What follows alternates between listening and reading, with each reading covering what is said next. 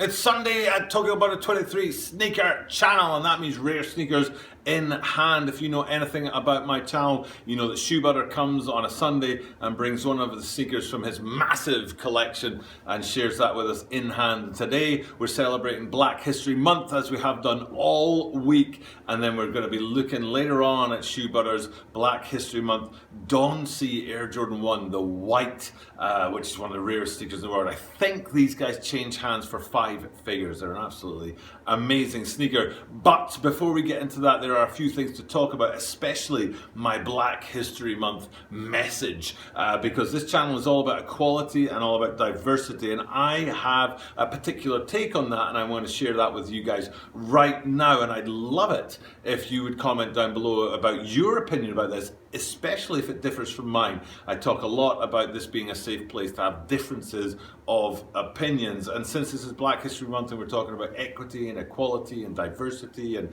uniqueness and all of those kind of things, I want to share with you my opinion about specifically coming out. And the reason I want to do that is because one of the icons of British television came out this week, a man called Philip Schofield, who was and has been a major TV personality in the UK for the last 30 years. He, maybe even longer than that, man, maybe 30 years. And he came out recently as being gay. And it really disappointed me. And it does, you know, maybe you guys are thinking, what on earth, where are you going with this, Butter? This is supposed to be a sneaker channel. But I'm going to stick by my fact that Black History Month is all about equality and all about respecting people's differences and differences of opinion. And for me, it really disappointed me that he came out was, I see people coming out as a black mark on society, because it means that society is not yet accepting of diversity. If society was accepting of diversity, then people wouldn't need to come out and they would just, you know, be themselves, and, you know, famous people would turn up on the red carpet in same-sex relationships, and they wouldn't have to make a big deal about making videos or making announcements and all those kind of things. Or, you know, people at awards ceremonies, you know, would get their, you know, prize or whatever and shout out their husband or their wife without it having to be a big deal. So I see it as a negative thing that people still have to come out. I hope that we get to a point in society where people don't have to, and it's just, you know, it's just a fact without making it a story, if you know what I mean, without it being something and being a big deal. I never came out as heterosexual. I've never had to make a video and sort of explain to people why it is that I'm married and I have a child. I've never needed to do that, and it always bugs me when people have to come out, because it means that we as a society and we as a culture have not yet reached a point of acceptance where we accept other people's opinions and other people's points of view. So that's a goal I think that we should all hold on to, that if we truly were an accepting and an equal and a fair and a tolerant and all of the words that go with being a balanced society, then those kind of things wouldn't need to happen. So it's something for us to work on, and that's my kind of Black History Month equality sort of statement for the year, that I think that's something we need to work on, is making sure that people don't need to announce their differences because they're not important, because we respect everybody's differences. So you shouldn't like highlight one person's differences over another's. And I think I can make that statement. And I have been getting a few comments about why I'm back in Black History Month, especially as a white man. And I have talked in my videos about explaining to you out there about what it's like to live where I live, because I would guess that I live in a minority that I'm going to go ahead and say none of you live in, unless you're actually here in Japan, because the minority that I live in is tiny. I remember a time in the early 2000s when it was front page news that the foreign population of Japan had reached 1%. 1%.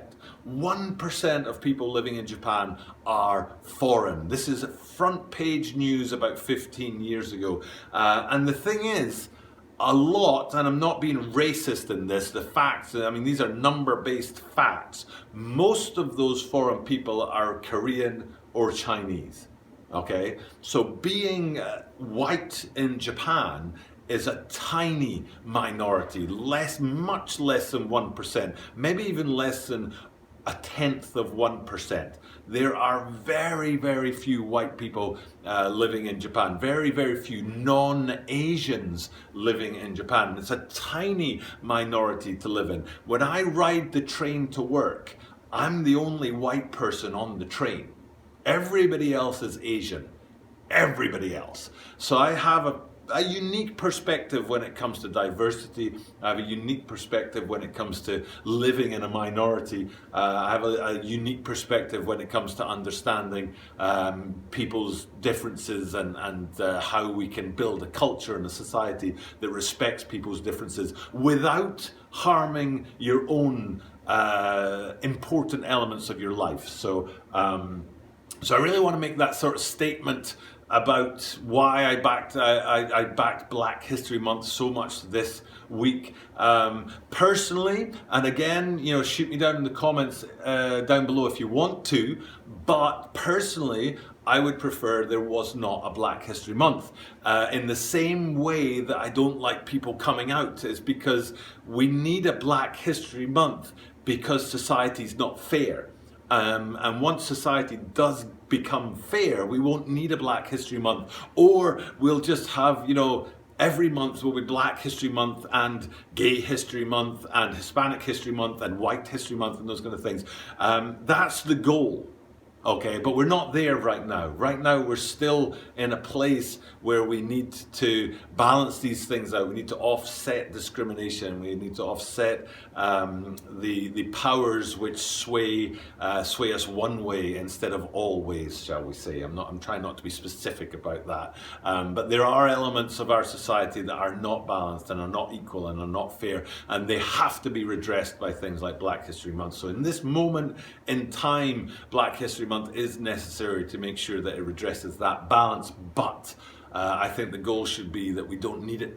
That all cultures and all histories and all diversities are treated fairly, and then we don't need to promote one that isn't, and to push something up higher than it needs to be because it's being pushed down. And that's what I see Black History Month as. It's a redressing of the balance, the imbalance that we have in our society these days. Well, we don't have it in Japanese society because if you're a white man living in Japan, that's like a teeny tiny minority. If you're a black man living in Japan, it's like, holy, that is like, you know, rare. Even I'm like, ooh, there's a black man, because it's so rare to see here. Us Caucasians, there's a few Australians that fly up from Australia in the south,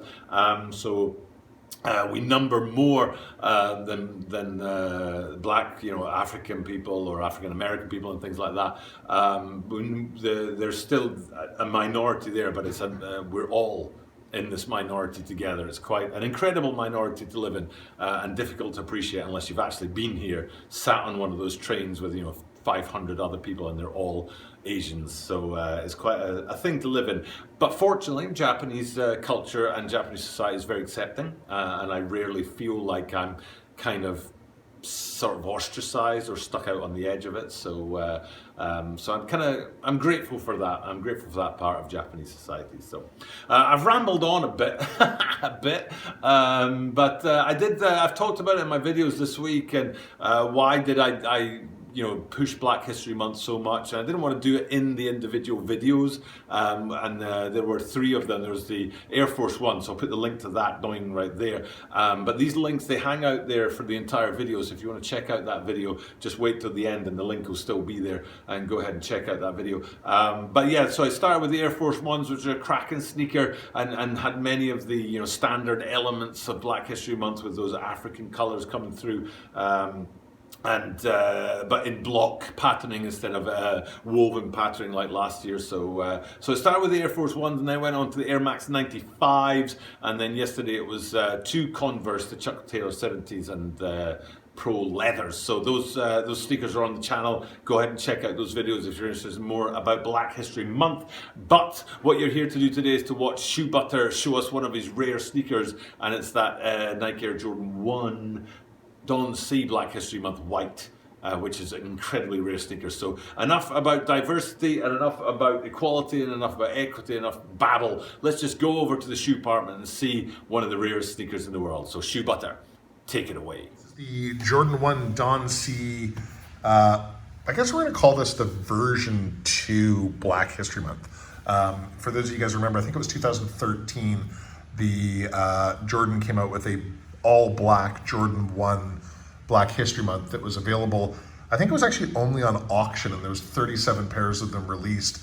And then 2 years later, for the 39th anniversary of Black History Month, they did another shoe, which is this one, again, super limited. I don't know if it was only limited to 39 pairs, but again, all proceeds to this went to the charity. So this is a ultra rare Jordan 1 white Black History Month. And so as you can see, it's got a lot of the sort of the colorways that have become synonymous with Black History Month and sort of that checkered pattern more than anything. I'll get Doug to throw up a picture of the Jordan 1, the first one, and you'll see what I mean. But there's a lot of similarities other than the colorway of this is obviously white, not black. But really cool shoe. Obviously Don C then went on to do a number of collaborations. This, I believe, came with a hat as well. I can't remember exactly if that's true, but I'm pretty sure it came with a hat. Doug, if it did, pop the picture of the hat up there as well, but I'm pretty sure it came with a hat. And then Don C's obviously gone on to do the very iconic Jordan 2 in blue. He did a tan sort of cream colored one as well, and has made some incredible apparel for the NBA and for, let alone his accomplishments with being linked to Kanye, I think. Doug, fill me in there, buddy. You make me look good. Anyways, guys, that is the Jordan 1 Black History Month ultra rare sample for you guys to take a look at. I'll give you a view from all angles. Boom. There you go. And we're back from the shoe department, and we're back from one of the greatest sneaker collections in the world. I don't know if I already put the playlist up, doing. If I didn't, there it is. Like I said, that list hangs out up there for the entire video, so you can check it out at any time. But that's a playlist that has all of the rare sneakers that Shoe Butter has sent us every single Sunday for, gosh, it must be 4 or 5 months now that he's been doing that for us. So thank you, Shoe Butter. Thank you for bringing us the Air Jordan 1 Don C Black History Month white.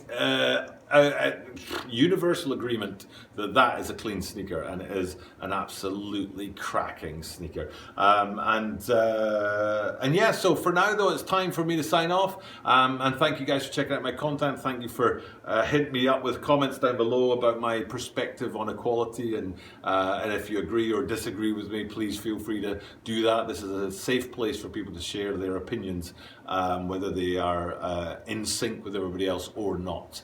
I'm more than happy to get any opinion down below and listen and appreciate what your perspective is on things. For now though, time for me to sign off. Thank you guys for checking out my content, but because I do this every single day, that means that you are guaranteed to see me tomorrow.